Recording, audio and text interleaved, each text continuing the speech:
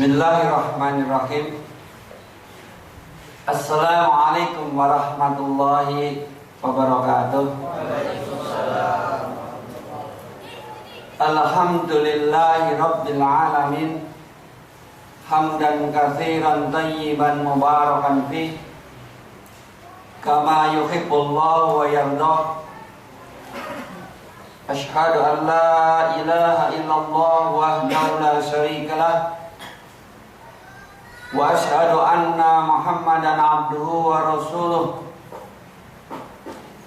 Ya ayyuhalladzina amanu taqullaha haqqa tuqatih wa la tamutunna illa wa antum muslimun. Wa qala an-nabiy Muhammad sallallahu alaihi wasallam, innamal a'malu binniyati wa innama likulli imri'in ma nawa. Wa man kana hijratuhu ila Allahi war rasulih wa hijratuhu ila Allahi war rasulih.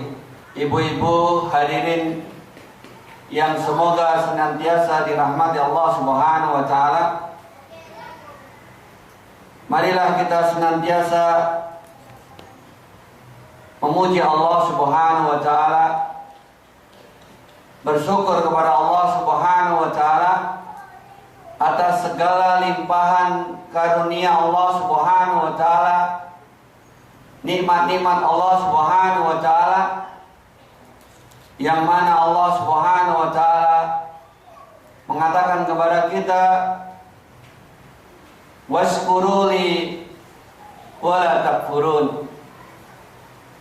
Bersyukurlah kalian kepadaku, yaitu kepada Allah, dan janganlah kalian ingkar, dusta terhadap nikmat-nikmat yang telah aku berikan kepada kalian.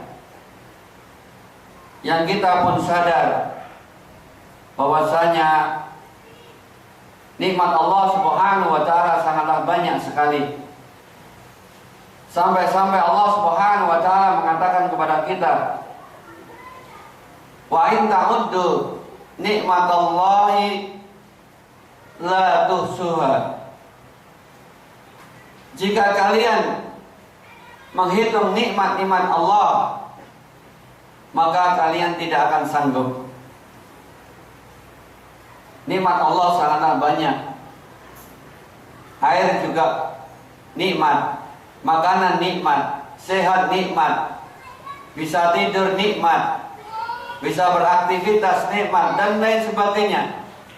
Udara juga nikmat. Dan Allah Subhanahu wa taala dalam surat Ibrahim mengatakan kepada kita, la in syakartum la azidannakum. Jika kalian bersyukur atas nikmat-nikmat yang telah aku berikan kepada kalian, la azidannakum. Benar-benar aku akan tambah nikmat kepada kalian. Maka keluarga juga termasuk nikmat. Istri adalah nikmat, suami adalah nikmat, anak-anak adalah nikmat, rumah, mobil, sepeda motor, dan lain sebagainya. Maka hendaklah kita syukuri nikmat tersebut, yang mana Allah Subhanahu wa taala akan tambah nikmat kepada kita. Wala in kafartum. Dan Allah mengatakan, dan jika kalian tidak bersyukur, inna adzabi lasyadid. Sesungguhnya azabku sangat pedih. Oleh sebab itu, ketika nikmat-nikmat itu hilang dari diri kita, maka lihatlah, apakah kita sudah bersyukur? Apakah sudah berterima kasih kepada Allah, menggunakan dengan baik? Apabila kita tidak bersyukur, maka kenikmatan itu akan hilang. Oleh sebab itu, ayo ikhwan, hadirin yang berbahagia, jika di dalam keluarga kita yang terjadi adalah keributan, ketidakharmonisan, ketidaknyamanan, maka apakah kita sudah bersyukur kepada Allah dengan nikmat mempunyai istri, mempunyai anak-anak, ataukah kita belum puas, belum bersyukur kepada Allah? Demikian juga bagi ibu-ibu, apakah kita sudah bersyukur kepada Allah yang mana Allah telah memberikan suami kepada kita yang bertanggung jawab, yang menafkahi, ataukah kita masih kurang sehingga dengan sikap yang tidak berterima kasih menjadikan pertengkaran, perselisihan, percekcokan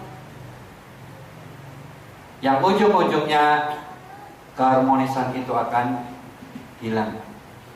Oleh sebab itu insyaallah ta'ala pada pagi hari ini kita akan bahas keluarga as-sakinah mawaddah warahmah. Dan tentunya kita harus banyak-banyak mengoreksi diri kita, apakah kita sudah sesuai dengan apa yang Allah dan Rasulnya perintahkan. Sebagai contoh yang mudah adalah sebagaimana yang telah kita jelaskan di muka, sudahkah kita bersyukur atas nikmat pasangan kita, ataukah kita masih merasa kurang, tidak puas? Maka kalau kita jawabannya merasa kurang dan tidak puas, maka akan saya jawab di sini, kita tidak akan mampu menemukan sosok pendamping yang sempurna, yang tidak ada cacat sama sekali. Tidak mungkin kita dapati. Di dunia, baik buruk, positif negatif, kelebihan kekurangan itu adalah sunnatullah yang Allah subhanahu wa ta'ala terapkan di muka bumi ini. Karena dengan adanya kekurangan, maka ada orang yang menasihati. Adanya orang miskin, maka orang-orang kaya bisa bersedekah.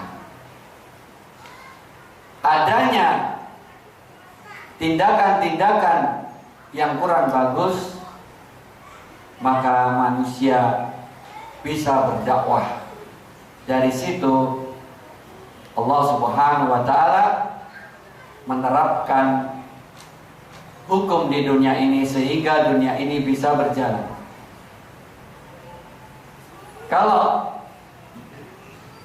di dunia ini semua kaya, maka tidak ada yang kerja memungut sampah, tidak ada yang bekerja kasar, dan dunia tidak akan berjalan.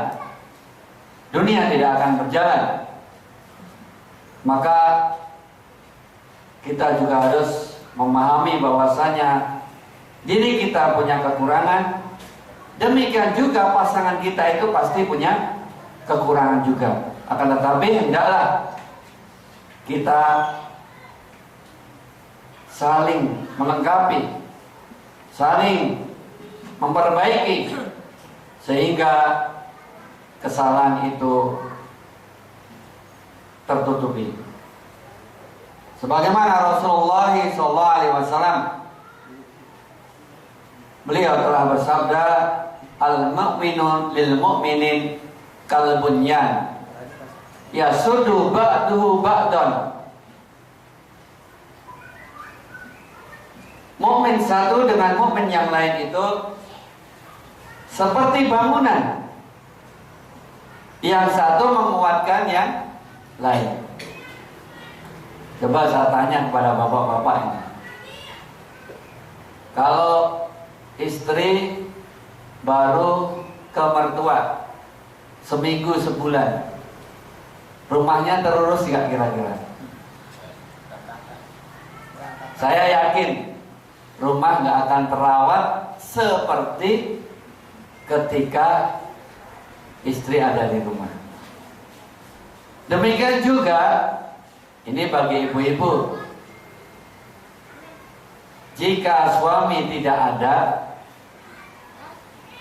apakah di rumah ada yang menjaga, melindungi sebagaimana ketika suami ada? Pasti perasaan was-was, khawatir itu menghinggapi. Oleh sebab itu, hendaklah sebagaimana yang dijelaskan oleh Rasulullah, yasudu ba'duhu ba'dan. Satu dengan yang lain saling melengkapi. Karena jika salah satunya dihilangkan, maka kelengkapan itu akan hilang dan hidup itu tidak akan nyaman. Saya pernah mengalami ini kehidupan pribadi, artinya saya pernah mengalami 2 tahun di Saudi. 2 tahun di Saudi tanpa istri, tanpa anak, ya, artinya keluarga saya tinggalkan di rumah. Hidup itu terasa hampa. Dan ini bisa bapak-bapak alami ketika dinas luar kota seminggu, 2 minggu atau lebih, sehari 2 hari atau lebih, ya.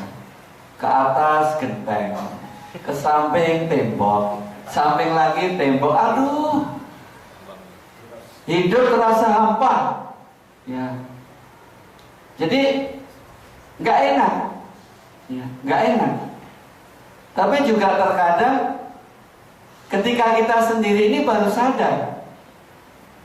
Tapi ketika balik ke rumah ada istri, malah diajak tengkar. Ini juga harus kita jaga, ya, supaya kita tetap harmonis. Bagaimana? Ya, kalau namanya persoalan itu pasti ada. Tinggal bagaimana memanage konflik tersebut, ya, supaya solusinya ada dengan solusi yang baik yang terdapat di dalam Al-Quran maupun As-Sunnah As-Sohihah. Baik, kita menginjak langsung kepada pembahasan keluarga yang sakinah, mawaddah, warahmah. Allah Subhanahu wa taala di dalam surat Ar-Rum, ya, ayat ke-21, Allah mengatakan, wa min ayatihi an khalaqalakum min anfusikum azwaja litaskunu ilaiha wa ja'ala bainakum mawaddatan wa rahmah.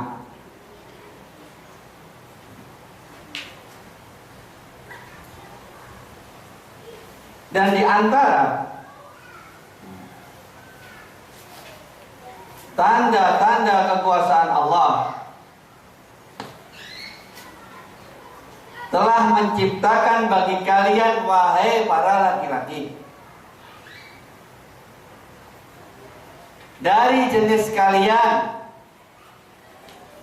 min jinsikum,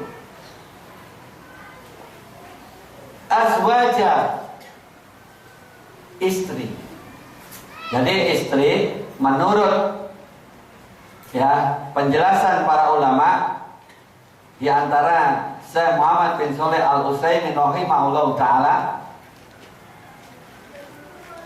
beliau mengatakan seseorang tidak diperkenankan menikahi selain manusia. Karena ada pertanyaan, menikah dengan jin boleh enggak? Dijawab dalam ayat ini, min anfusikum azwaja.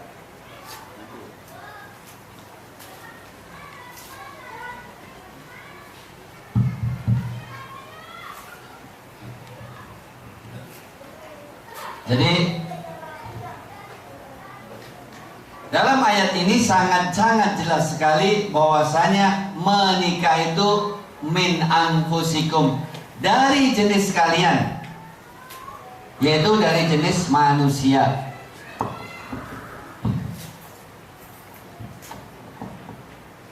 Tidak boleh seorang menikahi ya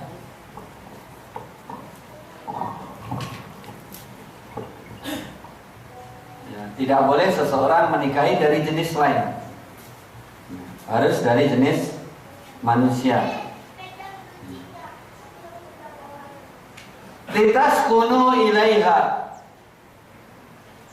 dengan adanya pernikahan, litaskunu ilaiha, supaya kalian wahai para laki-laki tenang dengan adanya pendamping. Jadi ceritanya, laki-laki kan dulu diciptakan pertama kali ya, yaitu Adam alaihissalam.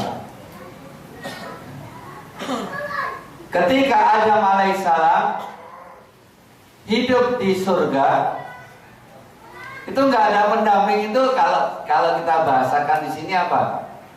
Sana ke sini. Jadi apa? Gak ada yang diajak ngobrol,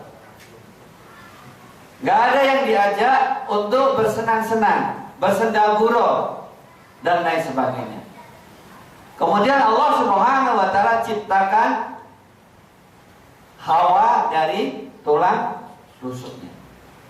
Dengan adanya Hawa, Adam itu menjadi tenang, ada yang diajak ngobrol. Itu gambarannya sebuah pernikahan seperti itu. Ketika kita masih bujang, coba kesana kemari, ya, tidak tenang, tidur tidak nyenyak, kemudian mencari pekerjaan atau rezeki tidak ada yang dicarikan, tidak tenang. Maka dengan menikah itu menjadikan apa? As-sakinah, ketenangan. Kemudian dengan pernikahan, waja'ala bainakum mawaddatan wa rahmah. Dengan adanya pernikahan tersebut, Allah Subhanahu wa Ta'ala memberikan apa? Kasih sayang antara keduanya. Dan di sini juga sebagai bantahan kepada orang-orang yang berkasih sayang sebelum apa? Menikah. Maka itu adalah kasih sayang yang semu. Karena ada orang yang baru mengenal lawan jenis, kemudian dia saling berkasih sayang. Ini bukan kasih sayang yang baik. Karena apa? Tidak mungkin akan didapati. Dan itu banyak sekali, ya, justru malah terjadi kemadorotan, ya, yang akhirnya akan merusak satu dengan yang lainnya. Surat Ar-Rum ayat 21. Jadi bapak, ibu-ibu yang berbahagia, semoga dirahmati Allah Subhanahu wa Ta'ala, kuncinya kalau kita mau berkasih sayang, maka harus kita wujudkan terlebih dahulu yang namanya apa? Sakinah, ketenangan. Karena dengan ketenangan itu seseorang akan dapat berkasih sayang. Coba misalkan suami dengan istri baru terjadi konflik, kan gak tenang, gak bisa berkasih sayang. Tapi kalau kita tenang, istri tenang, kita tenang, maka keduanya bisa apa? Berkasih sayang. Oleh sebab itu ayat ikhwan, bapak-bapak yang berbahagia, ibu-ibu yang senantiasa dirahmati Allah Subhanahu wa taala, marilah kita ciptakan ketenangan di dalam rumah tangga itu. Dan Rasulullah SAW, beliau bersabda, ya ma'syaras sabab, man istata'a minkumul ba'ah falyatazawwaj. Wahai para pemuda, bagi kalian yang sudah mampu ba'ah, hendaklah menikah. Dijelaskan oleh para ulama, ba'ah itu ada dua. Yang pertama, kemampuan untuk menggauli. Karena ini diantara tujuan pernikahan, kemampuan untuk menggauli. Karena apabila terjadi disfungsi ereksi dari seorang laki-laki, maka tujuan pernikahan itu tidak tercapai. Maka dikatakan oleh para ulama, ba'ah di sini adalah kemampuan untuk menggauli. Yang kedua, kemampuan di sini adalah kemampuan secara kemandirian dari sisi sandang, pangan maupun papan. Sandang, pangan, papan. Keempat hal inilah di antara yang akan menjaga ketenangan seseorang. Coba kalau kita nggak punya sandang, nggak mungkin kita akan bisa tenang. Nggak punya papan, ya, maka kita pun akan tidak tenang. Ya, hidup di emperan toko misalkan, tidak akan tenang, maka tidak akan tercapai sakinah. Kemudian jika kita tidak ada rezeki yang dimakan, tidak mau kerja, ya, maka ketenangan itu juga akan tidak terwujud. Kemudian tidak bisa saling menggauli, maka itu juga akan menjadikan problem. Oleh sebab itu, keempat hal inilah di antara faktor yang harus kita usahakan supaya keluarga itu menjadi tenang. Dengan ketenangan akan timbul mawadah warahmah, yaitu apa? Kasih sayang. Adapun yang berkaitan dengan masalah pangan, ya, maka dalam syariat Islam dijelaskan tidak ada standar khusus seorang itu di dalam menafkahi keluarganya. Akan tetapi yang dijadikan patokan adalah standar keumuman di dalam sebuah masyarakat yang dengan hal itu seorang wanita tercukupi. Maka ada di suatu daerah yang mungkin dengan gaji 1 juta dia akan apa? Mampu. Di tempat lain dengan gaji yang 2 juta belum mampu. Karena apa? Karena berkaitan dengan apa? Masalah adat atau kebiasaan di suatu daerah. Akan tetapi hendaklah seorang wanita ketika sudah memilih pasangannya, maka diterima dan bersabar atas apa yang ada pada suaminya tersebut. Begitu pula sebaliknya, hendaklah seorang suami dia menerima apa adanya yang menjadi pilihan ketika kita menentukan pilihan akan menikahi wanita tersebut. Dengan demikian, maka konflik-konflik itu akan sedikit dapat kita atasi.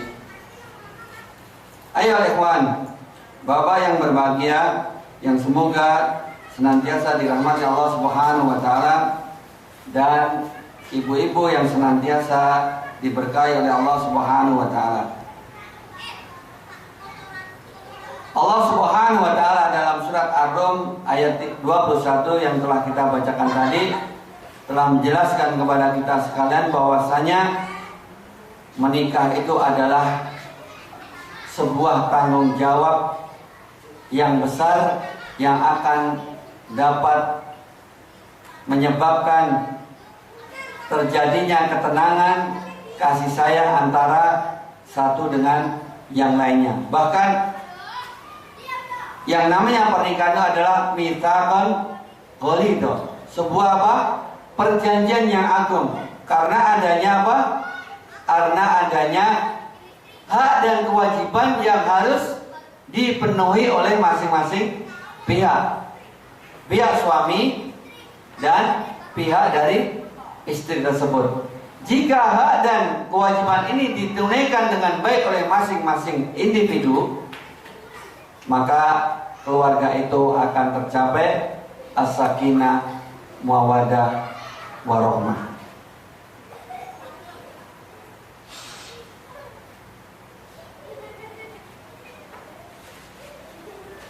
Ayo ikhwan, rahimani wa rahimakumullah jami'an.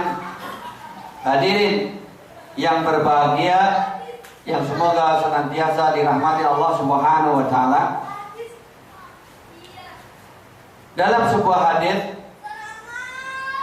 Rasulullah SAW beliau mengatakan an-nikahu sunnati, an-nikahu sunnati, an-nikahu sunnati, faman raghiba an sunnati falaysa minni. Nikah itu adalah sunnahku. Beliau menyebutkan 3 kali. Dan dijelaskan oleh para ulama, jika Rasulullah SAW mengulang-ulang perkataan ini menunjukkan litanbih, yaitu orang yang diajak bicara supaya memperhatikan, supaya dia dapat mengambil faedah dari apa yang dikatakan oleh Rasulullah SAW.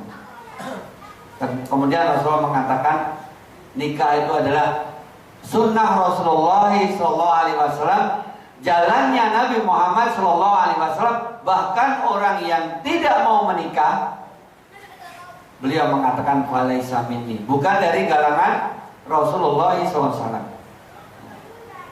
Maka jika ada seseorang yang dia tidak mau untuk menikah, maka dia akan terancam, ya, terancam hadis tersebut. Ya, alhamdulillah Allah Subhanahu wa taala telah memberikan kepada kita, ya, di sini pasangan. Ya. Berarti kita sudah apa? Mengikuti sunnah Rasulullah SAW, yaitu sunnah menikah. Dan hendaklah dilanjutkan dengan kewajiban-kewajiban yang lain. Yang pertama bagi seorang suami, mendidik. Sudahkah kita mendidik keluarga kita? Ataukah kita hanya sekedar ini ada uang bu, jadikan ini itu, tidak pernah kita ajak kajian, tidak pernah kita belikan buku, tidak pernah kita nasihati.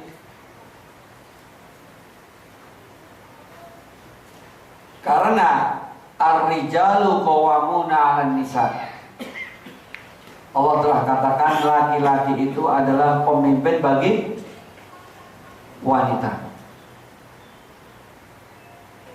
Dan baik buruknya keluarga tersebut ada di nahkodanya. Kalau kita ibaratkan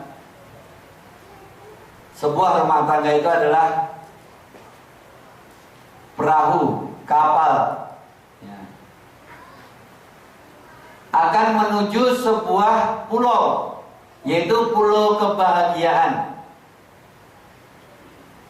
Ketika kita sebagai nahkoda tidak diarahkan kepada kebahagiaan, maka selamanya kebahagiaan itu tidak akan tercapai. Kalau kita sebagai nahkoda hanya semau kita di dalam mendidik rumah tangga, di dalam mendidik istri, mendidik anak-anak semau kita, maka kebahagiaan itu sekali-kali tidak akan kita capai. Tapi kalau kebahagiaan itu kita usahakan, kita menuju tujuan yaitu sakinah, mawaddah, warahmah, maka dengan usaha-usaha yang kita lakukan, maka Allah Subhanahu wa taala akan memberikan kebahagiaan kepada kita, sebagaimana Allah Subhanahu wa taala telah katakan kepada kita, innallaha la yughayyiru biqaumin hatta ma yughayyiru bi anfusihim. Sesungguhnya Allah Subhanahu wa taala tidak akan merubah nasib sebuah kaum sampai kaum tersebut merubah pada dirinya. Kita sudah tahu bahwasanya sebuah keluarga itu ada positif dan negatifnya, ada sisi baik dan buruknya.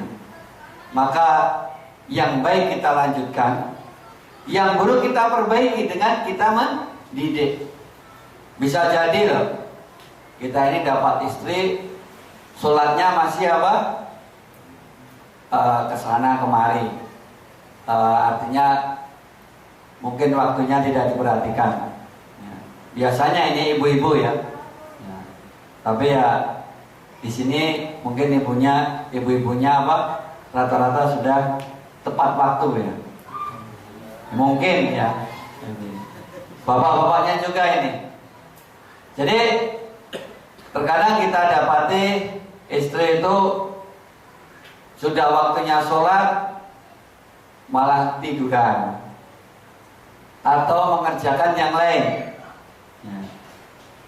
Maka dari sini kita harus berusaha mendidik ya, tentang keutamaan untuk menjalankan sholat di awal waktu.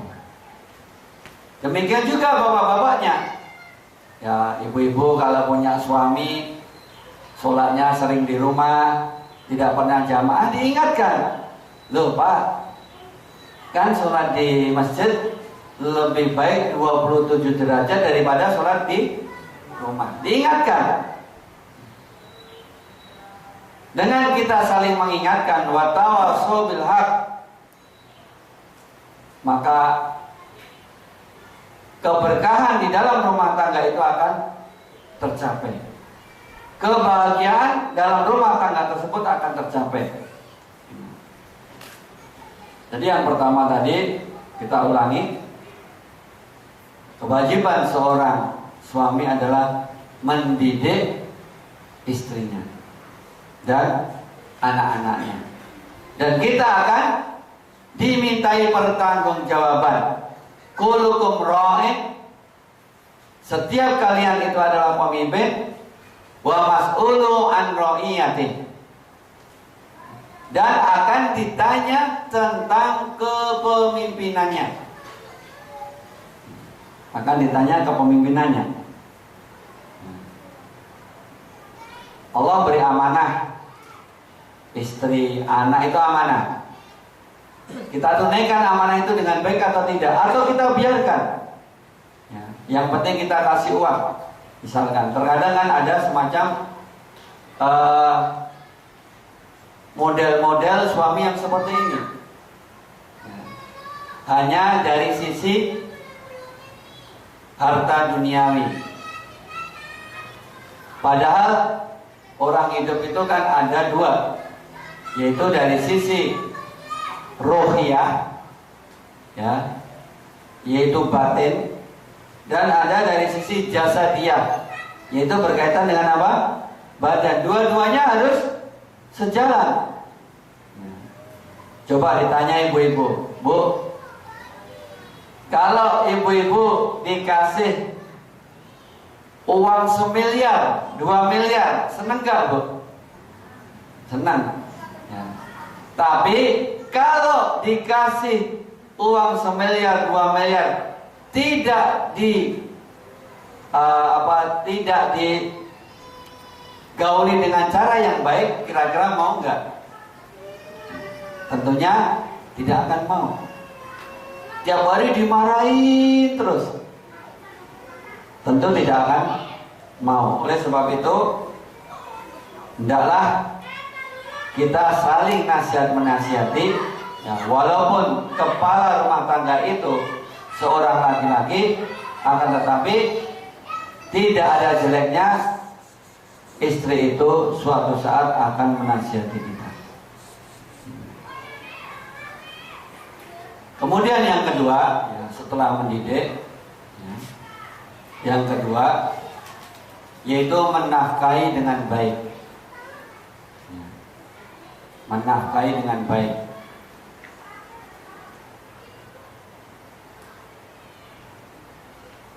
Dan di dalam hadis dijelaskan infak yang diberikan kepada fakir miskin, infak yang diberikan kepada fisabilillah, ya, dan infak yang diberikan kepada keluarga, maka yang paling afdal adalah infak untuk keluarga. Itu yang paling afdal. Terkadang kita dapati, maaf saja, ya, dan ini terjadi di daerah saya. Kalau dengan orang lain tuh masya Allah, subhanallah, apa, ngasih terus, ngasih. Tapi dengan keluarga sendiri apa? Pelitnya minta ampun. Ada tipe-tipe suami seperti ini. Kalau dengan orang lain apa? Ngasih bagus. Padahal Rasulullah SAW telah mengatakan, khairukum li ahli wa ana khairukum li ahli. Sebaik-baik di antara kalian adalah orang yang paling baik dengan keluarganya. Artinya muamalahnya. Muamalahnya itu orang yang paling baik kepada keluarga. Maka itulah orang yang paling baik di antara kita. Dan dan aku Rasulullah SAW orang yang paling baik terhadap keluargaku. Ada sebuah buku yang baik, judulnya Sehari di Rumah Rasulullah. Di situ dijelaskan Rasulullah itu juga bercanda, ya. Jadi jangan sampai seseorang itu di dalam rumah stylenya itu style sangar, galak. Jangan seperti itu. Di keluarga kita menjadi orang yang paling murah senyum. Coba kalau kita di luar ya, biasanya kadang kalau di Jawa ini monggo gitu. Jadi baik apa senyum. Tapi di dalam keluarga terkadang justru malah orang yang paling sangat ditakutin. Ya. Saya pernah lihat sebuah tayangan, ya, seorang tokoh, dia mengatakan begini, ya, tanpa saya sebutkan namanya. Dulu waktu saya terkenal, dipanggil di mana-mana kajian. Tapi saya itu jauh dengan anak dan istri. Walaupun di rumah anak-anaknya itu tidak menyenangi. Karena apa? Setiap di rumah disalahkan. Setiap di rumah disalahkan. Kemudian dengan takdir dari Allah Subhanahu wa taala, dia jadi kurang terkenal dan banyak di rumah. Dan dia mengatakan, subhanallah, dengan saya banyak di rumah dan merubah sikap saya yang dulunya sangar menjadi lemah lembut. Akhirnya apa? Anak-anaknya senang, dekat, dan menjadi salah satu penghafal Quran. Subhanallah. Pernah dimuat di media televisi tayangan ini. Jadi menafkahi baik dari sisi nafkah lahir maupun batin, hendaklah dengan cara yang baik. Innallaha rafiqun yuhibbu rifqa fi kulli amri.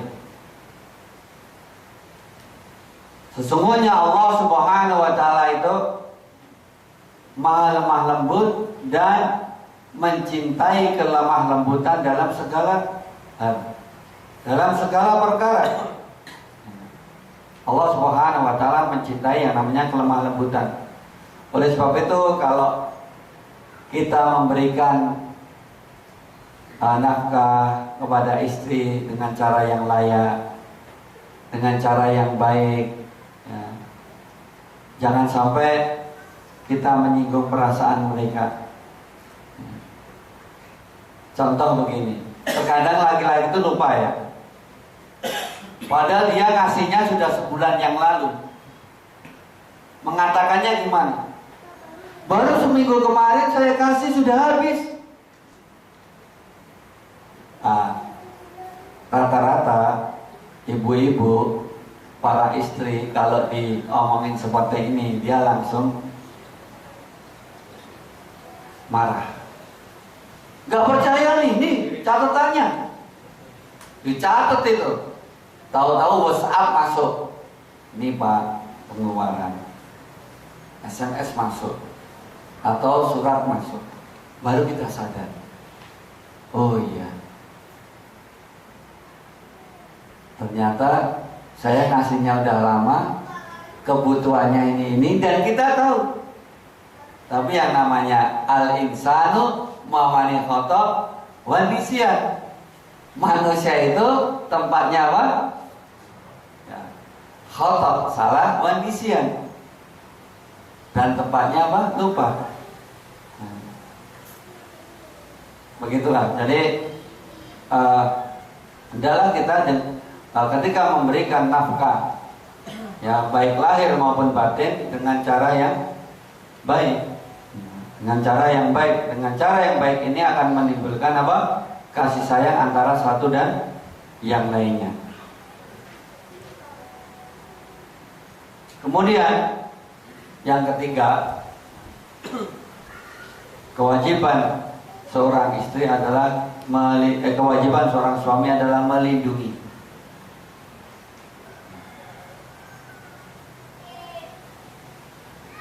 Melindungi dari segala gangguan.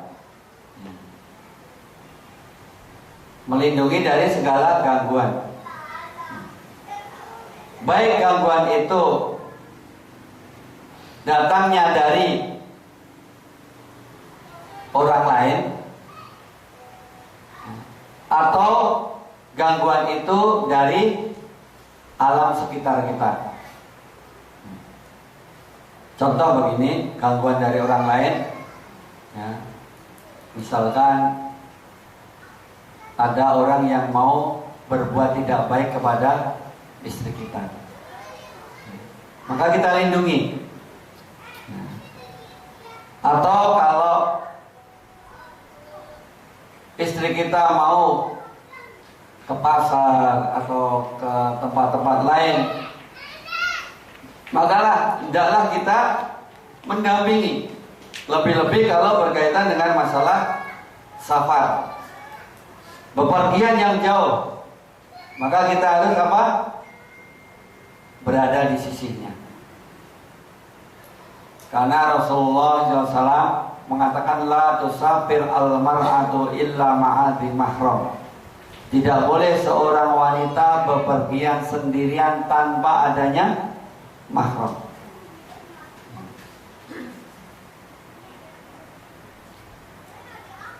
Terkadang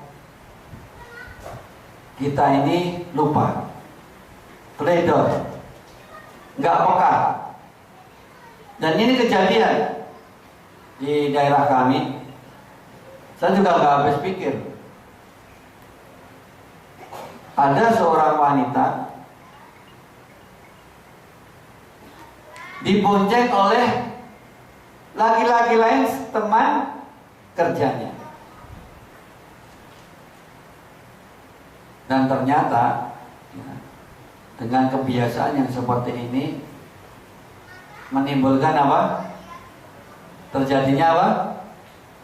Nah, kita tahu sendiri, perselingkuhan. Kalau wanita itu disalahkan, maka laki-lakinya juga apa? Disalahkan. Karena apa? Kalau laki-laki yang bertanggung jawab, dia harus melindungi supaya istrinya tidak terkena atau tidak terjadinya perselingkuhan dengan laki-laki lain.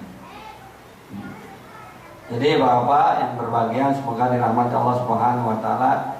Kalau istri kita kerja ya, hati-hati. Jangan sampai dia berkomunikasi dengan lawan jenis secara apa? Intensif. Karena apa? Bahaya. Dan ini sudah banyak kejadian. Kalau orang Jawa itu mengatakan apa? Witing tresno jalaran soko kulino. Ini kalau orang Jawa gak asing lagi. Witing tresno jalaran soko kulino. Artinya apa?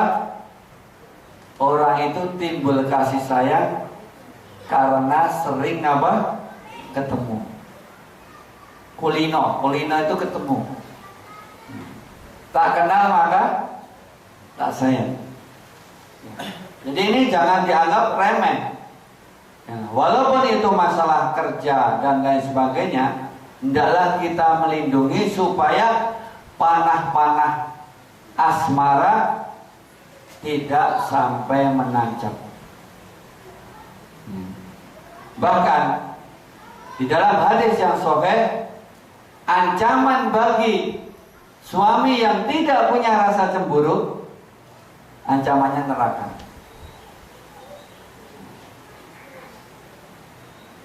Jadi ya kalau zaman sekarang SMS, WhatsApp, Facebook, itu harus apa? Kita hati-hati. Ada sebuah kisah, seseorang itu, ada seorang wanita, dia intens di Facebook, di media sosial, sampai akhirnya mengadakan kopdar, ya, kopi darat dengan laki-laki lain. Ujung-ujungnya wanitanya minta apa? Cerai kepada suami. Oleh sebab itu intinya adalah hendaklah seorang suami melindungi, menjaga istri di dalam aktivitasnya sehingga tidak terjadi percekcokan, persengketaan, perselisihan dan lain sebagainya, dan akan menimbulkan dengan kita menjaga, maka sakinah mawaddah rahmah itu akan dapat kita capai. Tapi kita lanjutkan. Yang keempat,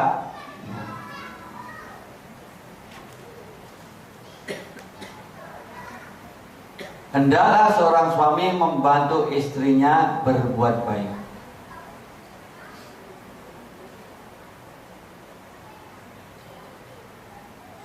Hendaklah seorang suami membantu istrinya dalam berbuat baik, segala kebaikan. Ya.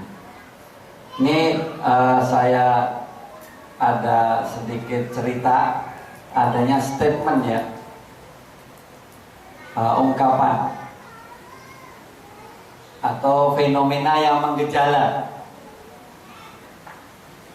Laki-laki itu kalau sudah maaf saja ekonominya tinggi, biasanya aneh-aneh. Tahu ya maksud aneh-aneh? Nggak tahu ya. Apa harus saya vulgarkan nih? Tapi ya maaf ya ibu-ibu, ini bukan dalam rangka untuk tapi untuk menjelaskan fenomena saja. Aneh-anehnya itu apa? Pengen nikah lagi, padahal istrinya belum diumrohkan, belum dihajikan, sudah pengen apa? Ke yang lain. Alasannya apa? Saya mau menolong dia. Padahal haji itu adalah jihadnya bagi wanita.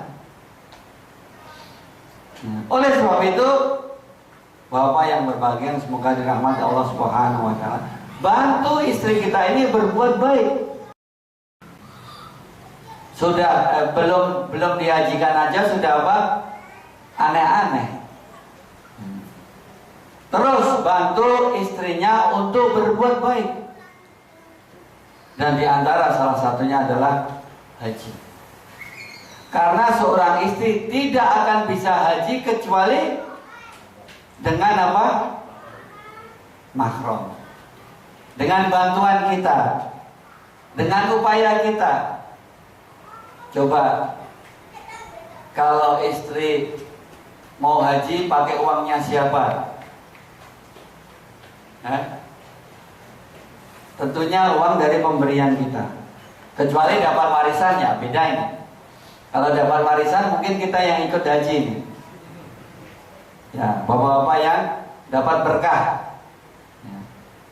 Jadi seorang wanita itu dia tidak bisa berhaji kecuali dibantu oleh suaminya.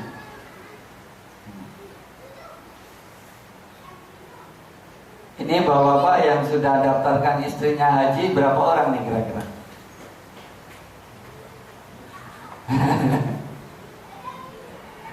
Jadi hendaklah kita sebagai suami membantu istri untuk berbuat kebaikan. Ya. Dan kebaikan itu sangatlah banyak sekali. Ya. Contohnya, misalkan tanpa sepengetahuan kita istri itu bersedekah, maka hendaklah kita ikhlaskan. Kita apa? Ridho. Tapi alangkah baiknya juga seorang istri dia meminta izin kepada suaminya ketika ada sesuatu yang memang hal itu termasuk perkara yang penting, sehingga apa? Dengan adanya izin dari suami ini tidak akan timbul sebuah konflik. Terkadang konflik itu muncul ketika ada istri inginnya baik, berbuat baik, tapi tanggapan suaminya apa? Berbeda. Maka hendaklah seorang suami dia membantu istrinya untuk berbuat baik dalam segala hal. Dan Allah Subhanahu wa taala telah menjelaskan kepada kita sekalian, wa ta'awanu 'alal birri wa taqwa. Tolong menolonglah kalian dalam berbuat baik dan ketakwaan. Nah ini 4 dulu untuk para istri, para suami. Sekarang bagi ibu-ibu. Ya. Kewajiban ibu-ibu yang pertama adalah taat suami. Rasulullah SAW telah menjelaskan kepada kita sekalian, seorang wanita yang apabila dia sholat 5 waktu, puasa di bulan Ramadan, menjaga kemaluannya, taat suami, 4 hal ini Rasulullah mengatakan kepada kita sekalian, bagi ibu-ibu, masuklah kalian ke dalam jannah Allah Subhanahu wa Ta'ala dari pintu-pintu yang kalian sukai. Jadi bagi ibu-ibu, kalau ingin masuk surga, sholat 5 waktu, puasa Ramadan, menjaga kemaluan, taat suami. Kira-kira dari keempat ini yang paling gampang yang mana, Bu? Yang paling sulit yang mana? Saya yakin yang paling sulit adalah apa, Bapak? Taat suami. Ya, ini paling sulit. Ya. Paling sulit itu taat suami. Ya. Padahal seorang wanita itu ketaatannya kepada suami harus nomor apa? Nomor berapa? Nomor 3. Setelah Allah, Rasul, kemudian suami. Orang tua saja kalah. Bahkan Rasulullah SAW, beliau pernah bersabda, seandainya manusia itu boleh sujud kepada makhluk, maka akan aku perintahkan seorang istri sujud kepada suami. Ini menunjukkan betapa besarnya kedudukan seorang laki-laki. Kedudukan seorang laki-laki atau suami itu adalah besar di mata istrinya. Tentunya ketaatan itu dalam perkara-perkara yang ma'ruf, perkara-perkara yang tidak menyelisih Al-Quran dan As-Sunnah. Rasulullah mengatakan, la ta'ata lil makhluk fi maksiatil khaliq. Tidak boleh taat kepada makhluk dalam bermaksiat kepada Allah Subhanahu wa Ta'ala. Jadi kalau seorang suami memerintahkan kepada istrinya perkara-perkara yang baik, maka istrinya harus apa? Taat. Bahkan seandainya seorang istri puasa sunnah, puasa sunnah, dan suaminya mengatakan kamu harus batalkan sekarang, maka seorang istri harus apa? Taat. Kenapa? Alasannya apa, Bapak? Kenapa harus membatalkan? Alasannya apa? Karena kalau bapak-bapaknya butuh itu bisa setiap saat, sewaktu-waktu. Oleh sebab itu seorang wanita apabila dia ingin berpuasa sunnah, maka hendaklah meminta izin suaminya. Karena kalau bapaknya butuh sewaktu-waktu, kalau sudah diizinin berarti nunggu nanti malam. Kalau tidak diizinin jangan puasa, maka tetap harus taat, ya.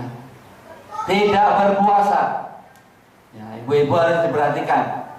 Ya, harus siap sedia bila diajak suaminya.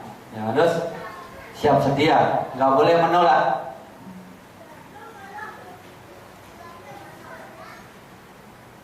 Jadi Bapak ibu-ibu yang berbahagia, semoga senantiasa dirahmati Allah Subhanahu wa taala.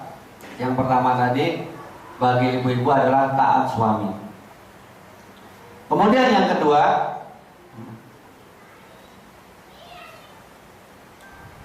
menjaga harta dan anak-anaknya.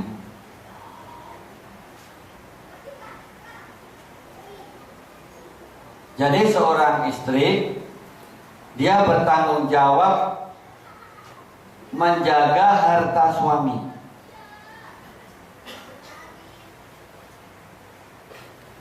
Apabila seorang suami memberikan amanah nafkah, misalkan sebulan 2 juta, maka hendaklah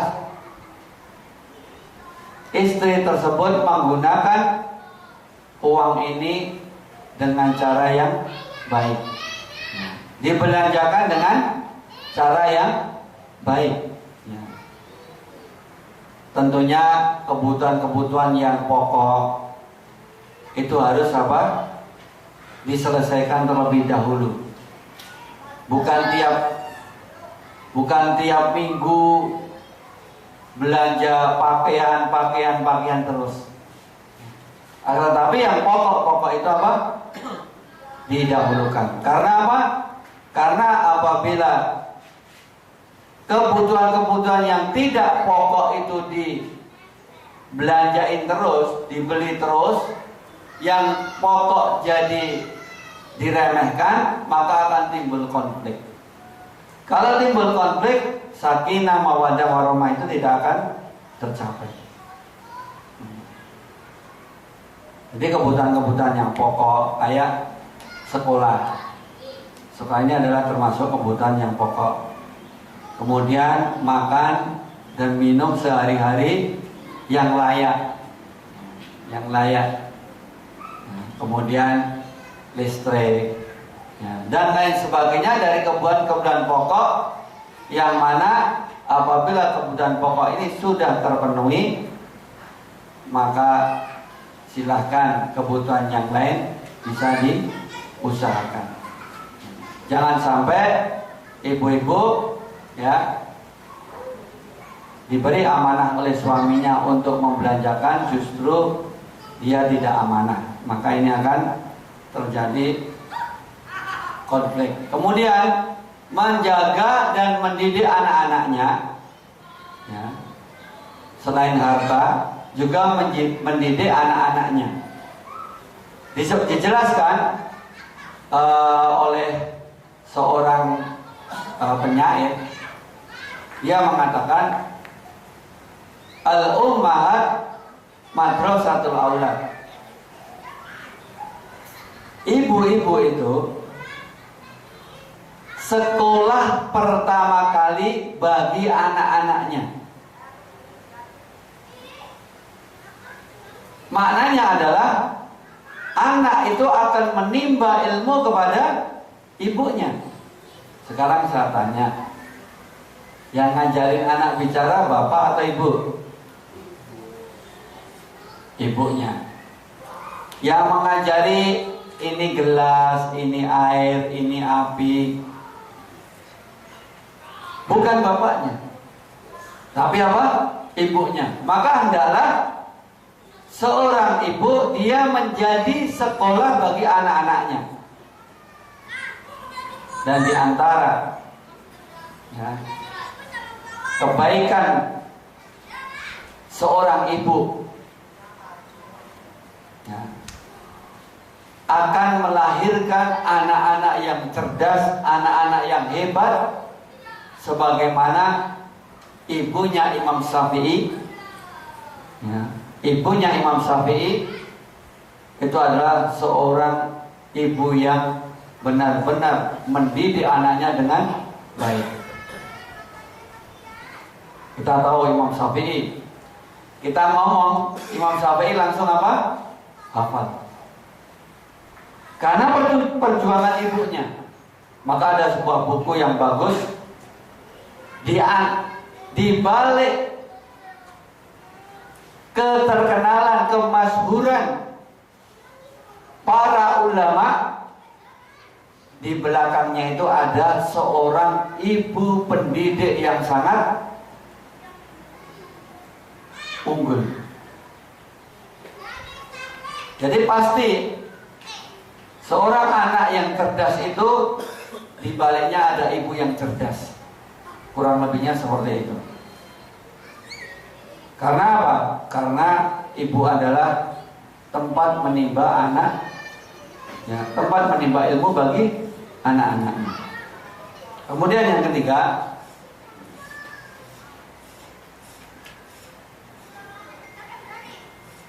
kewajiban seorang istri adalah membantu suaminya untuk berbuat baik. Jadi seorang istri juga dia dituntut untuk bagaimana suami ini bisa berbuat baik. Misalkan ya, suaminya punya keinginan yang baik, maka apa? Hendaklah istri membantu, memotivasi, mensupport. Jangan justru menjadi penghalang. Terkadang ya, keinginan suami itu untuk berbuat baik ditentang oleh istrinya. Terkadang ya, ini saya nggak mengatakan semuanya, terkadang. Oleh sebab itu, hendaklah para istri itu membantu suaminya untuk berbuat baik. Selama itu kebaikan, maka kita akan mendapatkan bagian pahala.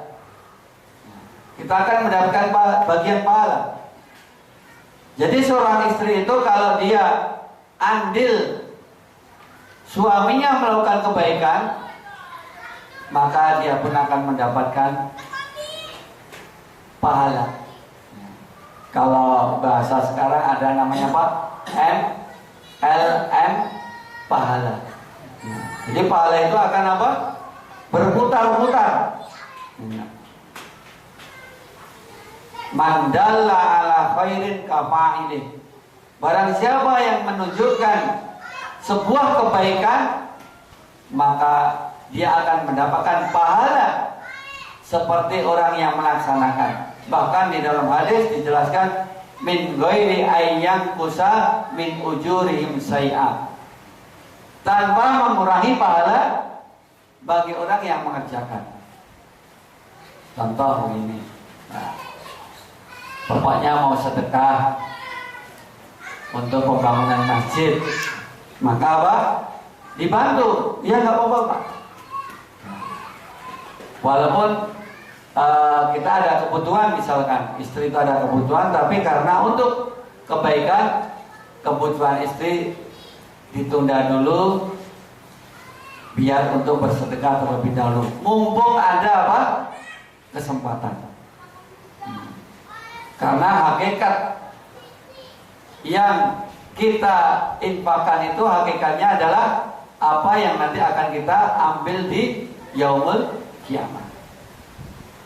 Adapun yang kita selain kita infakkan itu nanti tidak akan terhitung sebuah kebaikan bagi diri kita. Nah yang keempat, sampai jam berapa ini? Enggak, pertanyaannya jam. Untuk mau enggak ya musyawarah, ceramahnya itu sampai jam berapa ini? Bentar lagi.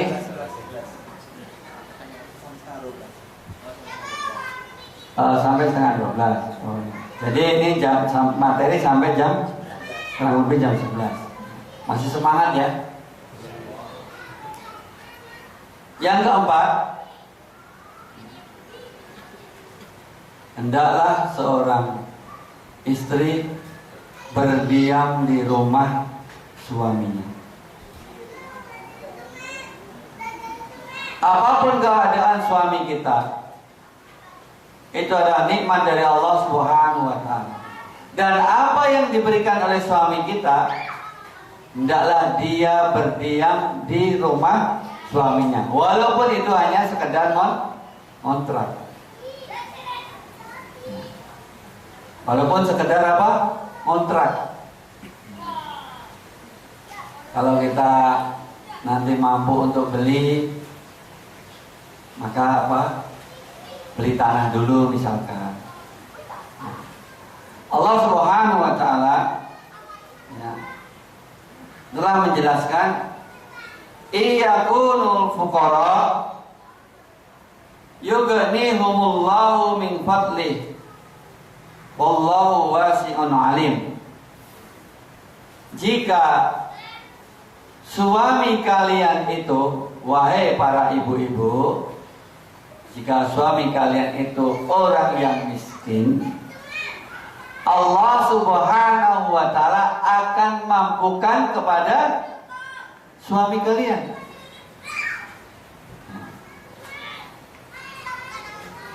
Ini surat An-Nur ayat 32. Pengalaman saya, waktu saya mau menikah, saya paling sebulan dapat 500. Cari uang 500 itu apa? Sangat sulit. Kemudian saya menikah. Pada waktu itu saya mau menikah itu, orang tua bilang, kamu mau makanin apa istri kamu? Biasa kan orang tua kan terkadang melihat anaknya yang belum mampu itu dipakani opo, kalau bahasanya Jawa seperti itu. Mau dikasih makan apa? Nah, kemudian kita jelaskan, yang intinya adalah Allah Subhanahu wa Ta'ala akan memberikan rezeki kepada kita. Dan benar, innallaha la yukhliful mi'ad. Sesungguhnya Allah Subhanahu wa Ta'ala tidak akan menyelisih janjinya. Setelah saya menikah, ya, dari situ Allah Subhanahu wa Ta'ala beri kemudahan-kemudahan. Bisa beli motor, bisa beli mobil, bisa beli rumah. Inilah janji Allah Subhanahu wa Ta'ala bagi orang-orang yang menikah. Maka bagi ibu-ibu yang suaminya misalkan mendapatkan suaminya masih ngontrak, kalau kita ini bersabar, insya Allah nanti kita bisa apa? Beli rumah. Yakin. Ya. Harus disyukuri apa yang ada, yang diberikan oleh suami, ya. Yang dengan rasa syukur ini Allah Subhanahu wa Ta'ala akan tambahkan nikmat kepada kita. Tidak bisa beli ini, beli itu, beli ini, beli itu, lama-lama juga akan bisa kebeli.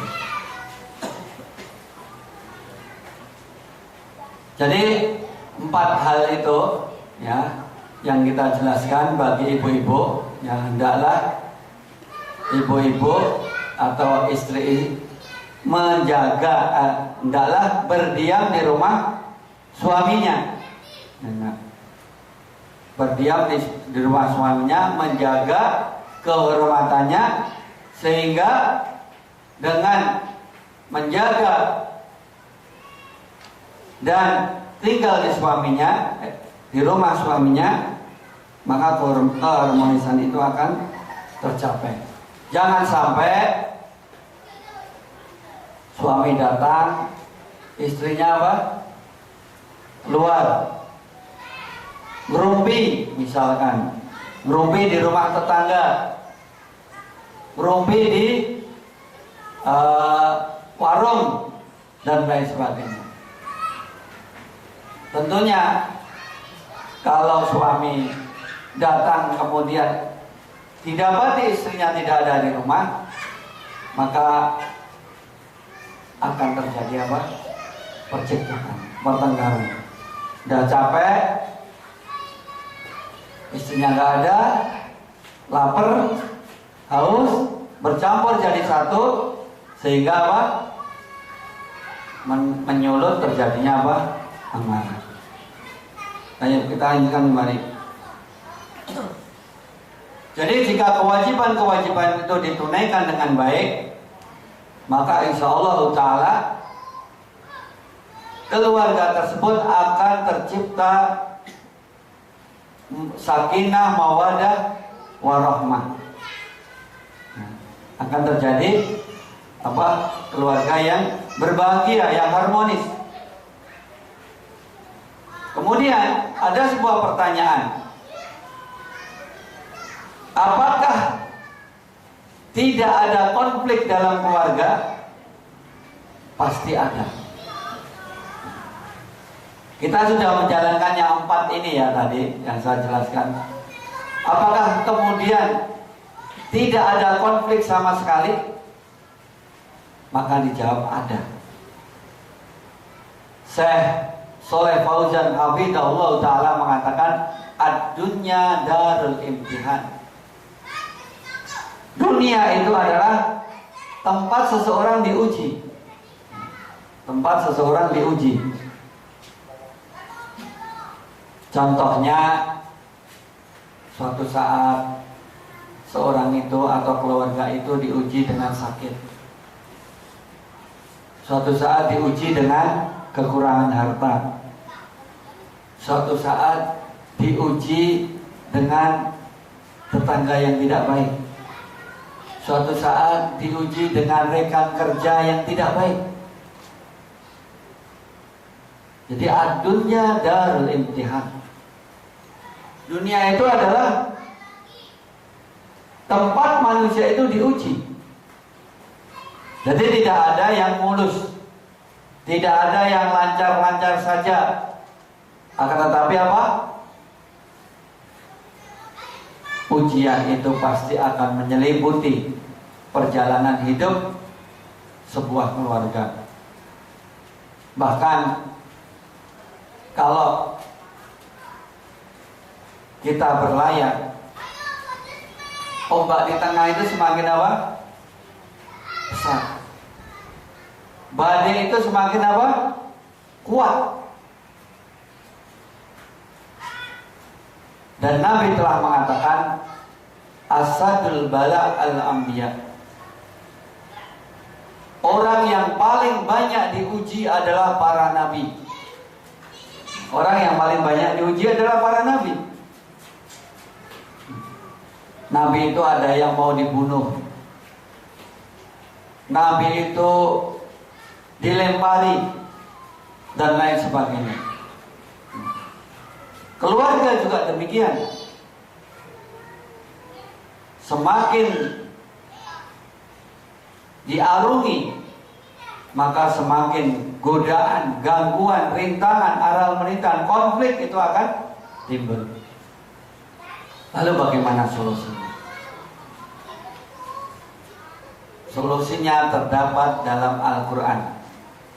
Wa in tanaza'tum fi syai'in farudduhu ilallahi war rasul in kuntum tu'minuna billah. Jika kalian berselisih dalam sebuah masalah, maka kembalikan kepada Al-Quran dan As-Sunnah. Semua sudah dijelaskan oleh Allah Subhanahu wa ta'ala dan dijelaskan oleh Rasulullah SAW. Wa nazzalna 'alaikal kitab tibyanan likulli syai'. Dan telah kami turunkan Al-Qur'an sebagai penjelas pada semua perkara. Pada semua perkara. Di Al-Qur'an dan As-Sunnah itu akan menjelaskan bagaimana konflik-konflik jika itu muncul. Salah satunya adalah dikisahkan Rasulullah datang kepada Fatimah.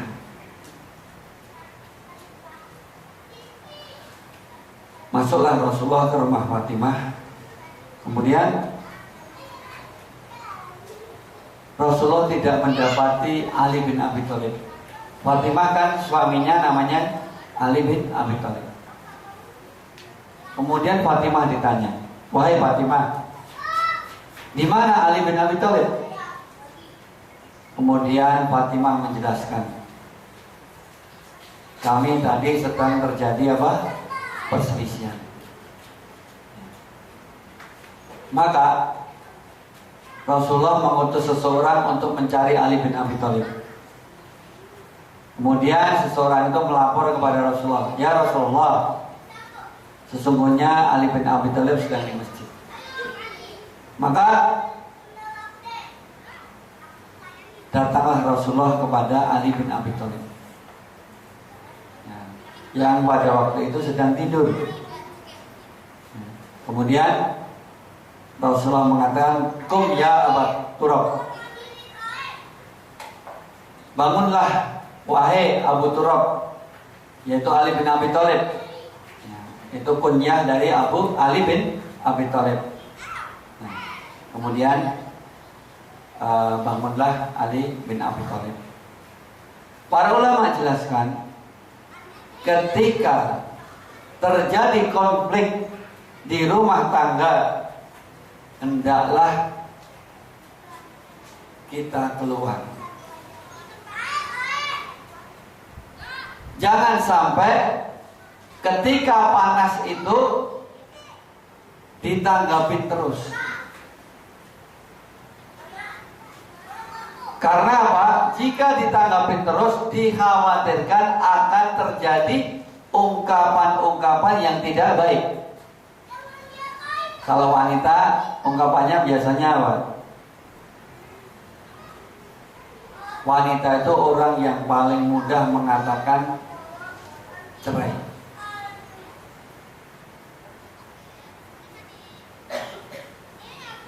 Kalau ini dilanjutkan terus, laki-laki akan apa? Terpancing emosi. Dan dikhawatirkan kalau terpancing emosi, dia juga akan mengatakan apa? Talak. Sehingga ketika mereka bercekcok kemudian suami mengatakan talak, maka menyesalah satu dengan yang lain. Oleh sebab itu, para ulama jelaskan, kalau terjadi perselisihan, hendaklah seorang laki-laki keluar terlebih dahulu. Tapi keluarnya maaf saja ya, keluarnya di tempat-tempat yang baik. Karena nanti kalau keluarnya di tempat-tempat yang jelek, ini nambah masalah, bukan menyelesaikan masalah. Di tempat-tempat yang baik itu ya seperti tadi Ali bin Abi Thalib di masjid. Jangan di tempat maaf saja, kawan yang tidak baik. Kalau di tempat kawan yang tidak baik, dia akan nyodori maksiat-maksiat. Allah kayak gitu, udah enggak, tuh wanita banyak dan lain sebagainya. Jadi jangan sampai hal ini terjadi. Jadi kalau kita terjadi pertengkaran dengan istri, hendaklah keluar terlebih dahulu. Ya minimal di depan rumah. Nah, di depan rumah ta'awud, mohon perlindungan kepada Allah Subhanahu wa taala. A'udzubillahi minasyaitonir rajim. Istighfar, banyak-banyak mohon ampun kepada Allah Subhanahu wa taala. Tidaklah sebuah kejadian itu menimpa pada diri kita kecuali karena salah kita. Kita juga harus introspeksi.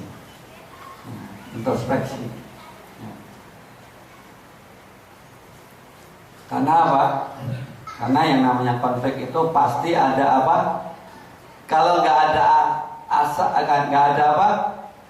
Api, nggak ada pemicu, pasti nggak akan terjadi kebakaran. Pasti ada pemicunya terlebih dahulu. Nggak mungkin tahu-tahu ada asap kalau nggak ada api, pasti itu ada.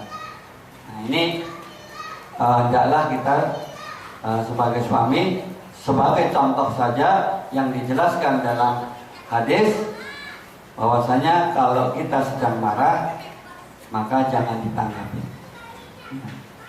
Artinya kita lebih baik apa? Keluar lebih dahulu.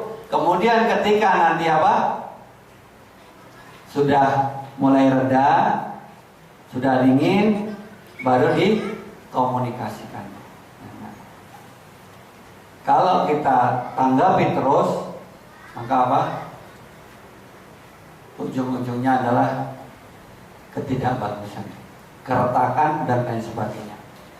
Kita kan tahu bahwasanya wanita itu ya maaf saja punya sifat suka apa?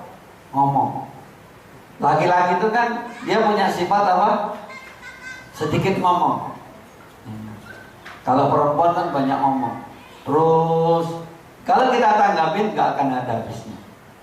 Maka sebagai manajemen konflik, solusinya adalah kita sebagai kepala rumah tangga yang harus banyak mengalah. Harus banyak apa? Mengalah. Saya ambil contoh. Orang yang banyak mengkritik itu rakyat atau pemerintah?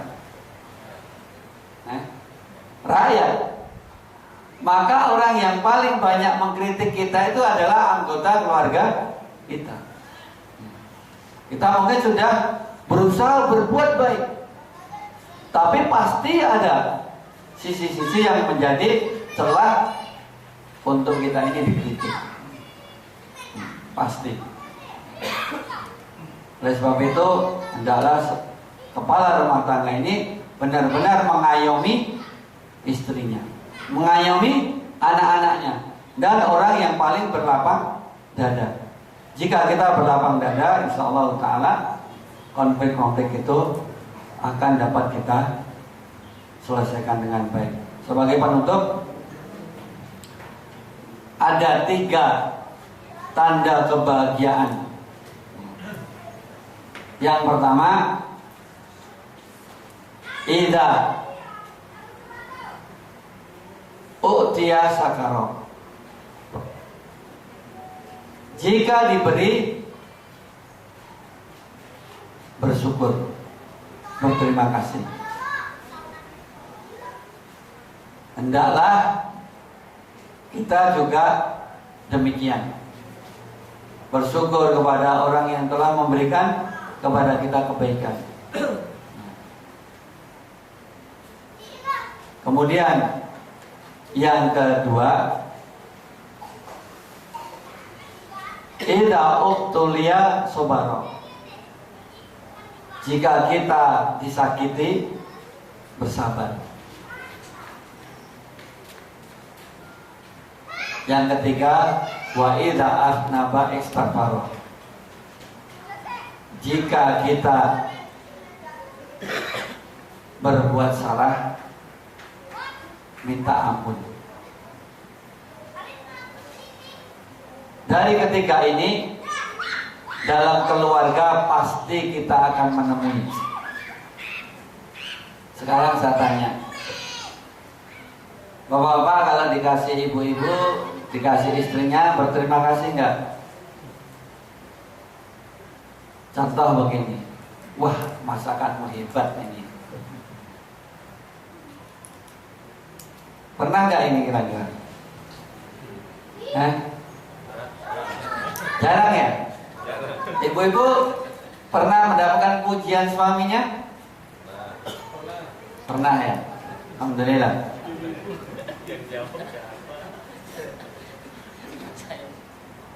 Jadi berterima kasih ya ketika kita mendapatkan nikmat, harus kita sampaikan kepada orang yang memberi kebaikan kepada kita. Terima kasih Bu, enak sekali nih Pak. Walaupun ini agak asin, nggak apa-apa. Kita ngomong enak itu nggak apa-apa, nggak dosa itu. Ibu-ibu juga begitu, adalah mengucapkan kepada suami, terima kasih Pak, alhamdulillah gajinya sudah keluar, terima kasih. Kemudian jika diuji, ya, nah, diuji misalkan agak seret, ya, dalam masalah rezeki, maka bersabar. Kita yakin nanti ujian ini pasti akan selesai, akan apa? Berlalu. Kalau ungkapan yang mudah kita pahami apa? Badai pasti berlalu. Kemudian yang ketiga, pasti kita pernah berbuat salah kepada pasangan kita. Gak mungkin yang gak pernah berbuat salah, pasti pernah berbuat salah. Ketika kita berbuat salah, apa? Minta maaf. Maaf ya Bu, tadi saya ngomong kasar. Maaf saya terlambat, ya. Maaf saya nggak bisa makan di rumah, misalkan, yang sudah janji misalkan. Karena apa?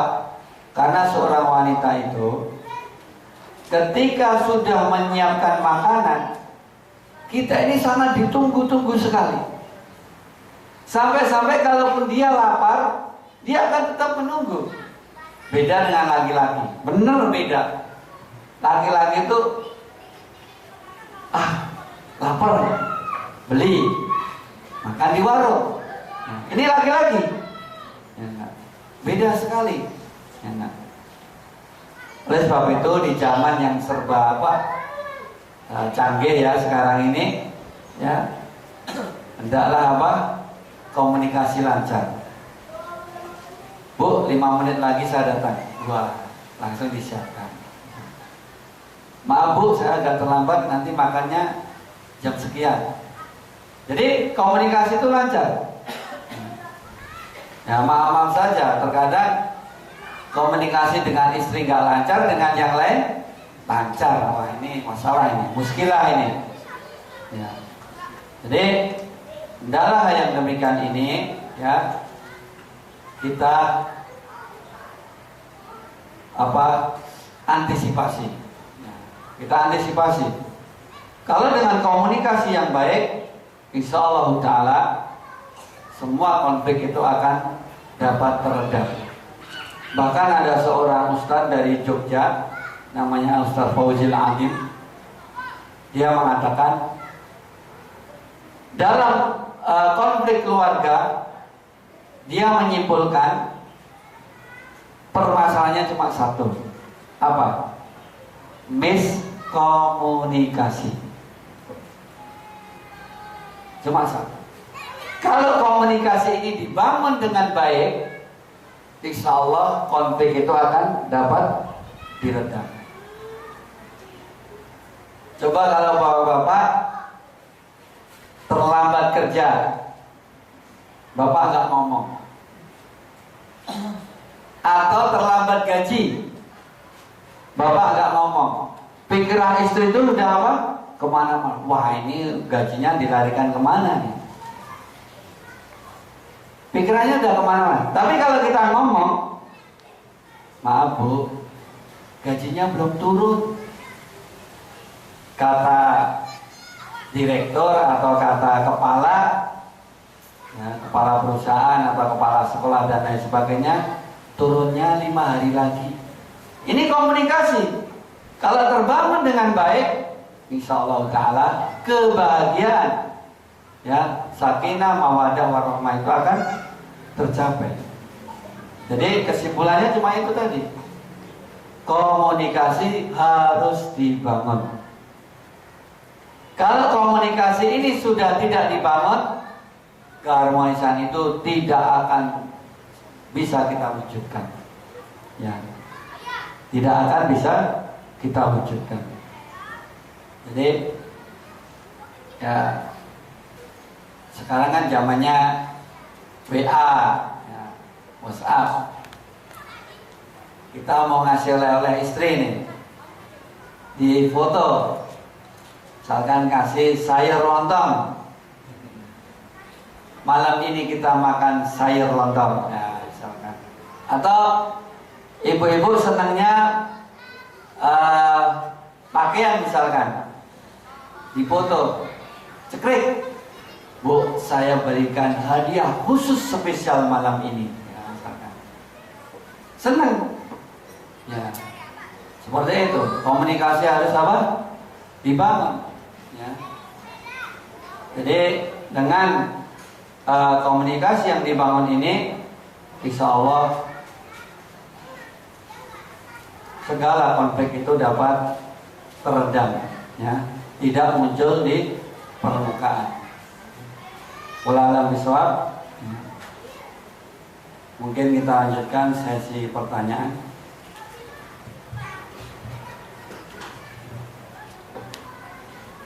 Silakan kalau ada yang bertanya bisa lewat tulisan ataupun langsung ke Pak Ustadz. Silakan.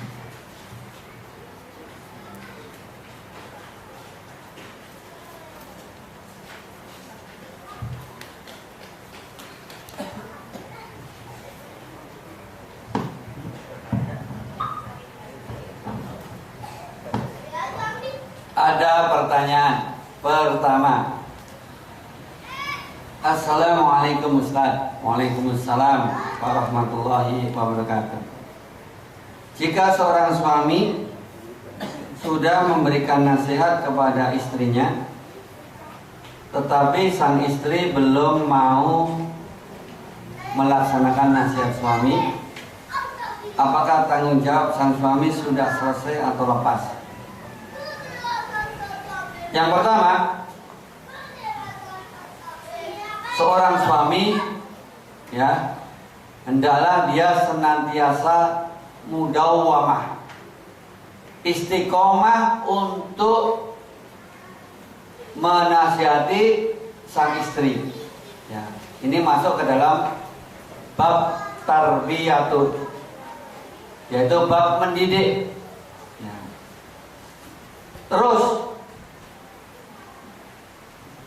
sampai istri kita ini menjadi orang yang baik sesuai dengan apa yang kita nasihatkan. Jadi tidak ada kata lepas. Kemudian Rasulullah mengatakan wasta'in billah. Mintalah pertolongan kepada Allah Subhanahu wa taala ketika kita menasihati istri. Contoh, didoakan, ya Allah, mudahkan istri saya mendapatkan apa? Hidayah, petunjukmu. Terus, karena apa? Hidayah itu terkadang datangnya cepat, terkadang apa? Datangnya lambat. Lambat itu dalam artian tidak seperti apa yang kita inginkan. Jadi saya jelaskan tadi, tetap terus istiqomah mendidik istri sampai menjadi orang yang baik sesuai dengan apa yang kita nasihati. Kemudian kita memohon pertolongan kepada Allah Subhanahu wa taala. Tidak ada kata-kata lepas.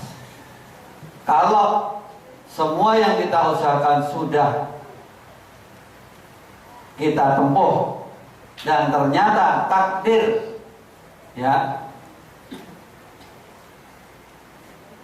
ternyata takdir Allah Subhanahu wa taala menetapkan dia menjadi orang yang baik, itu sudah bukan menjadi kewajiban kita. Fattaqullah mas tataqtum. Bertakwalah kalian kepada Allah semampu kalian. Dan Rasulullah SAW pernah ditegur oleh Allah Subhanahu wa taala. Allah mengatakan innaka la tahdi man ahbabta walakinnallaha yahdi man yasha. Sesungguhnya engkau Muhammad tidak bisa memberikan petunjuk kepada orang-orang yang kau cintai. Akan tetapi Allah Subhanahu wa taala akan memberikan petunjuk bagi siapapun yang Allah kehendaki. Tapi tolabul hidayah Supaya diberi hidayah itu senantiasa kita panjatkan kepada Allah Subhanahu wa taala. Yang kedua, pertanyaannya, suami saya masih suka malam-malam keluar nongkrong ini. Ya kalau ke masjid bagus. Nah ini keluar domino. Ya semoga Allah Subhanahu wa taala berikan hidayah kepada suami ibu yang bertanya ini. Kita doakan semoga mendapatkan hidayah. Jadi keluar malam, domino sampai larut malam, ceritanya seperti itu. Bagaimana sikap anak sebagai istri? Kalau saya kasih tahu suami, ya menjawab, ya. Kalau istri itu menasihati suami, suaminya alasannya apa? Menghilangkan stres. Jadi domino itu katanya menghilangkan stres. Ya. Mohon doakan suami anak agar mau ikut kajian sunnah ya Ustaz. Kita doakan semua yang di sini mendoakan semoga suami ibu mendapatkan hidayah dari Allah Subhanahu wa taala. Amin. Jadi ada sebuah kisah ini untuk menjawab ibu. Seorang wanita, dia dijodohkan oleh ibunya seorang laki-laki yang jelek. Kemudian dalam perjalanan hidupnya didapati suami seperti yang diceritakan ini, sering keluar malam, kasar dan lain sebagainya. Intinya tidak baik. Tapi dia masih punya harapan. Harapannya adalah minta kepada Allah. Dia tiap malam berdoa memohon kepada Allah Subhanahu wa taala hidayah, thalabul hidayah. Suatu saat di keheningan malam, di kegelapan malam, sang istri ini meminta kepada Allah Subhanahu wa taala supaya suaminya diberi hidayah, dan suaminya mendengar. Akhirnya sang suami tersebut iba, hatinya tersentuh dan berubah menjadi orang yang baik. Inti dari kisah ini adalah janganlah kita berputus asa dari rahmat Allah Subhanahu wa taala. La taqnatu min rahmatillah. Janganlah kalian berputus asa dari rahmat Allah Subhanahu wa taala. Artinya walaupun kita dapati pasangan kita tidak baik, doa harus sering kita panjatkan.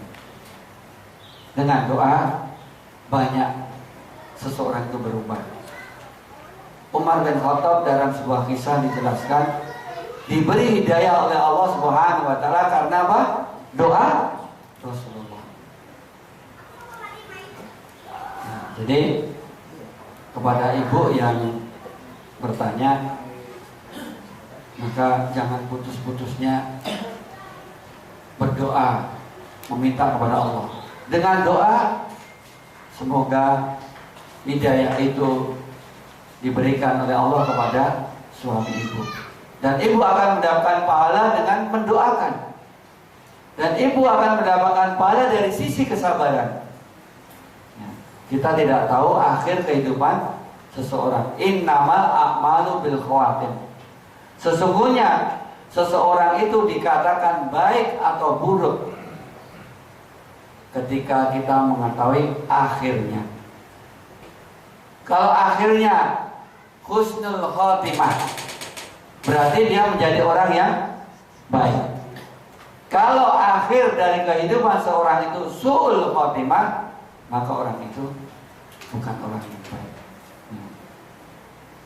Maka seperti kita ini ya, bisa jadi akhir yang baik, bisa jadi apa? Akhir yang buruk. Akan tetapi marilah kita senantiasa memohon kepada Allah akhir yang baik. Kemudian pertanyaan yang ketiga, saya pernah dengar di kajian, jika seorang berzina dengan tetangga maka dosanya lebih besar daripada zina dengan orang yang jauh. Apakah ini sahih? Iya, benar. Jadi zina dengan tetangga itu dosanya lebih besar. Ya, maka ada sebuah nasihat saya. Nasihatnya begini: seandainya seorang laki-laki menikahi wanita yang ada di seluruh dunia ini, dia nikahi, maka dia akan tetap mengatakan orang lain itu lebih baik, orang lain itu lebih cantik, orang lain itu lebih menggairahkan dan lain sebagainya. Intinya adalah jika hawa nafsu ini dituruti maka tidak akan ada habisnya.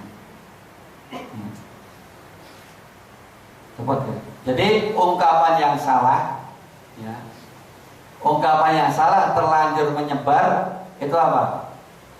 Apa? Rumput, nah, rumput tetangga itu lebih hijau. Ini salah. Ya, sama saja. Wanita itu sama saja. Istri kita dengan orang lain atau wanita itu sama saja. Rasanya sama saja. Ya, sama. Jadi apa yang sudah Allah rezekikan kepada kita, nikmat yang Allah telah berikan kepada kita, itulah yang kita syukuri. Ya. Jadi ungkapan yang tadi itu ungkapan yang salah. Ya. Jangan di blow up terus. Rumput tetangga lebih hijau. Jangan. Nah, ini ungkapan yang salah. Karena apa? Karena kalau ungkapan ini senantiasa di blow up, ya, dimunculkan, maka orang itu tidak akan ada puasnya. Ya. Kalau dia misalkan tetangganya lebih hijau, dia nikahi misalkan, dia pun akan melihat yang lain, melihat yang lain, begitu seterusnya, nggak ada habis-habisnya, nggak ada puasnya. Ya. Maka ganti aja. Istri kita lebih, ya, baik, ya, karena dia sudah halal bagi diri kita. Kemudian yang kelima, jika suami ingin menikah lagi tapi istri tidak mengizinkan, bagaimana? Wah, ini saya itu nggak bisa jawab ini. Ya, soalnya ini harus spesifikasi. Kenapa dia mau nikah lagi itu harus ada alasan. Ini ya jawab saya ya wallah alam. Ini harus konsultasi secara apa? Khusus. Kalau saya buka di sini nggak enak dengan yang lainnya. Karena persoalan keluarga itu banyak. Kalau misalkan salah satu alasannya istrinya sakit menaun yang tidak bisa melayani suaminya lagi, nah ini kan boleh, ya enggak, seperti itu. Ya. Jadi ini harus apa? Tinjauannya yang khusus. Ya. Intinya adalah yang ada sekarang diperbaiki kalau belum baik, kalau sudah baik ditingkatkan, ya, kemudian disyukuri, ya, sehingga bisa mewujudkan keluarga yang sakinah, mawaddah, warahmah. Kemudian yang selanjutnya, Assalamualaikum Ustaz. Waalaikumsalam warahmatullahi wabarakatuh. Ana mau bertanya masalah hubungan suami istri. Pertanyaannya, apabila kondisi istri sedang nifas setelah melahirkan, apakah suami boleh melakukan masturbasi? Sekarang saya tanya dulu, masturbasinya yang memegang laki-lakinya atau perempuannya? Jadi larangan seorang suami bersenang-senang dengan istrinya ketika haid atau nifas, larangannya kalau dimasukkan pada kemaluannya. Ini kalau bahasa vulgarnya, ya, kalau seorang suami pengen berhubungan dengan istrinya yang sedang haid atau nifas, selama tidak dimasukkan pada kemaluannya boleh, sampai keluar boleh. Jadi haid itu tidak menghalangi seseorang untuk bersenang-senang dengan istrinya. Yang nggak boleh kalau pakai anggota badan sendiri, itu nggak boleh. Nggak boleh. Pakai tangan sendiri nggak boleh. Ya. Kalau pakai tangannya istri boleh. Ya, itu bisa dijabarkan sendiri nanti. Ya, dijabarkan sendiri. Ini saya kira sudah lebih paham bapak-bapak daripada saya.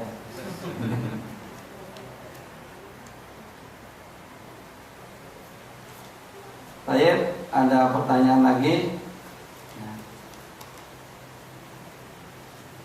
Wah, pertanyaannya panjang sekali. Alhamdulillah, saya dan istri sudah mulai belajar sunnah. Ada beberapa yang saya tanyakan. Yang pertama, saya mempunyai ibu mertua yang sudah bercerai. Beliau sebatang kara. Qadarullah, beliau punya masa lalu yang kurang baik. Dan karena kondisi keuangan, beliau punya hutang yang jumlahnya tidak sedikit. Alhamdulillah, beliau sudah mulai belajar Islam dan mulai menjauhi pergaulannya yang kurang baik.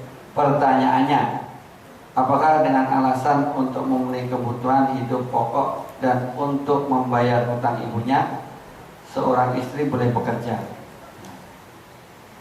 Seorang istri boleh bekerja dengan beberapa syarat. Pertama, diizinkan suami. Kalau suami mengizinkan, tidak apa-apa. Yang kedua, menjaga diri. Yang ketiga, aman dari fitnah. Aman dari fitnah itu adalah tempat kerja istri kita adalah tempat yang kondusif. Contohnya ya, misalkan kerja di wanita semua. Ini tempat yang kondusif. Jadi kalau syarat-syarat itu terpenuhi, aman dari fitnah, mendapatkan izin, dan dapat menjaga diri, maka silakan. Boleh bekerja untuk membantu suaminya atau membantu ibunya atau orang tuanya. Kalau nggak dapat izin, nggak boleh. Kalau nggak aman dari fitnah, misalkan di situ berkumpulnya laki-laki, kemudian menjadikan istri kita nggak terjaga, maka nggak boleh. Kemudian yang kedua, ibu mertua terkadang belum bisa meninggalkan kebiasaan dulu. Misalkan nonton film yang tidak baik, ya. Bagaimana menyikapi karena hal-hal tersebut berpengaruh ke anak-anak saya. Jadi apabila kita dapati di rumah ya sesuatu yang tidak baik, maka hendaklah kita merubah dengan cara yang baik ya, dengan cara yang baik ya. Kalau sekarang misalkan TV kan ada TV-TV yang channelnya apa? Channel agamis ya, channel yang banyak nasihat-nasihat, maka bisa ditontonkan yang itu. Kalau tetap tidak mau ya, tidak mau, maka untuk menghindarkan anak-anak kita, taruh TV-nya di kamar dia sendiri. Tapi yang terbaik adalah kita bisa mencegah orang tua atau mertua kita yang tidak baik itu ya, artinya yang suka nonton-nonton yang tidak baik ya, kalau bisa kita berikan nasihat sehingga hilang hilang nontonnya yang tidak baik tersebut. Kalau terpaksa dan dia masih ngotot dengan nonton film, sediakan TV untuk khusus bagi dia. Wallahu a'lam bishawab. Ini yang dapat kita sampaikan. Sudah cukup? Ya. Sudah cukup. Jadi kesimpulannya, kajian pada siang hari ini ya, pagi menjelang siang, yaitu marilah kita wujudkan ketenangan di dalam keluarga kita, yang dengan ketenangan itu akan dapat menyebabkan kita bisa berkasih sayang dengan pasangan kita. Ketenangan itu banyak sekali faktor-faktornya, seperti tadi komunikasi itu juga menjadikan kita tenang, kemudian ketepatan ya dalam nafkah, perhatian dan lain sebagainya.